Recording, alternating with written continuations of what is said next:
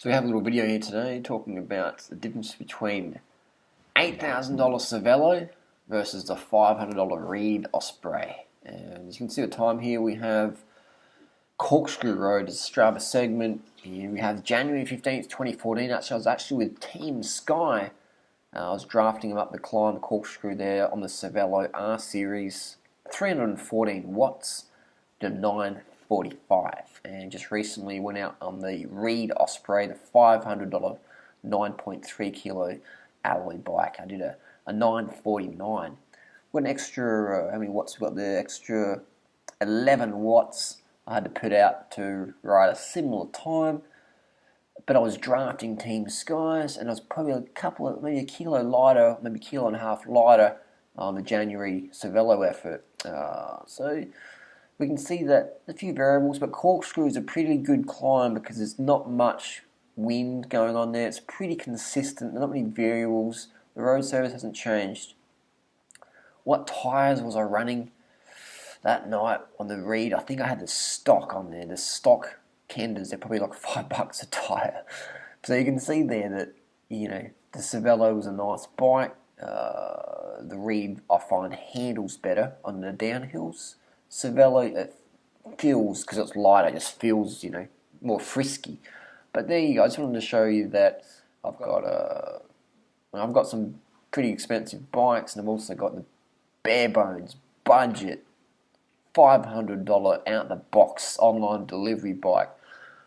So there's not a lot of difference really. I mean, 11 watts is a lot if you're a world-class time trialer, GC rider. 11 watts is a lot. But for the average weekend warrior like myself, persons out there just loves riding bikes, 11 watts is not going to mean the difference between earning a contract and not. You know what I mean? So 11 watts difference. But then again, there's other variables because I was drafting. But then again, that doesn't really matter because it doesn't change the wattage. But my weight was maybe a little bit lighter in January when I was on the Cervelo. I was doing big Ks back then. I was doing like 200 Ks a day. And I was on steroids. So I was a bit lighter back then. But similar times. So what do you get for your money when you pay $8,000 versus $500? Well, the truth is, not many people can tell you this truth. Most of these bikes are actually made in the same factory or in Cambodia or Vietnam or Taiwan or China. There's especially carbon. Most carbon, 99% of carbon these days, even if it's a European brand or whatever, it's made in Asia. It's made in Asia it's cheap labour. It's cheap labour. It's good stuff though. They make good stuff in Asia. There's no doubt about it. So don't buy a bike thinking it's made in such and such country when it's not. It's made most likely 99.9% of the time. If it's carbon, it's coming out of Asia, China, Cambodia, Vietnam, Taiwan. And they make good shit over there because they've been making a lot of it. So then it comes down to why would you spend extra for the price tag? It comes down to just marketing, man. If you want the brand, I'm the same, man. If you want a certain brand, then you pay the extra. You're paying, like a Calvin Klein t-shirt, you're paying for extra.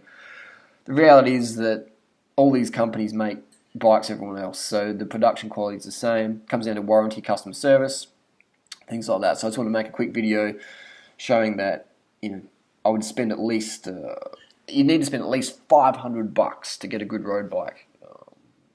And getting something from your local store that can give you a good bike fit, you're going to be looking at maybe, $1,300, $1,500.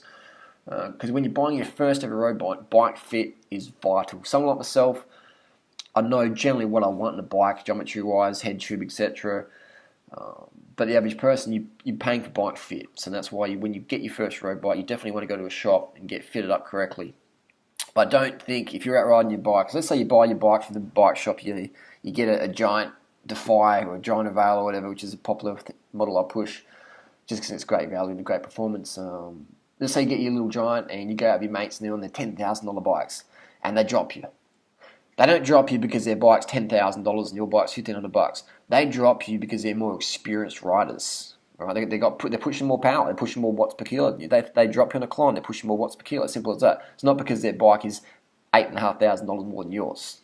Because I've beaten plenty of people on my $500 Reid riding, the best of the best Pinarellos or Cervelo RCAs or whatever, S-Works, smashed them on my $500 bike, upper hills. Why?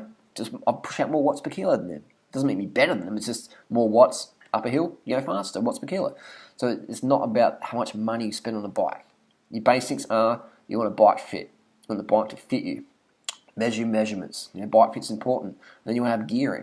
If you want to spend money on a bike, get a power meter. You don't need all this bling that I have. That's just sort of fun stuff. That's just toys. Not really necessary at all. I just buy because I don't have kids, so I'll spend my money on something in the bike industry. But most of it's just marketing wank, I'll tell you that. But it's fine. It's cool. It's bikes. It's environmental. Ride your bike to work. Save your carbon dioxide, stuff like that. I've never had a driver's license. I love bikes. I love the wank factors. So there you go. You don't need a Cervelo if you don't want one. If you want one, go get one. But I'm just saying that it's not going to make you a better rider. You might think it will, but it's not. And I've just proven it, that it's all just marketing hype. But again, end of the day, you ride what you want to ride. But don't think you got dropped because your bike's too cheap. As long as it fits you, your tyres pumped up, you got the proper gearing, get some cadence going, then it's your fitness you need to work on. As the saying goes, don't buy upgrades. No, what's the saying? Ride upgrades. Don't buy upgrades. Ride upgrades versus buy upgrades. There you go. Debunked Cervelo versus Reid. What's the better bike? They're the same, really. They're the same. But again, you buy what you want to buy. If you like a certain brand, then you buy it. But don't feel you have to, because it's marketing. It's marketing.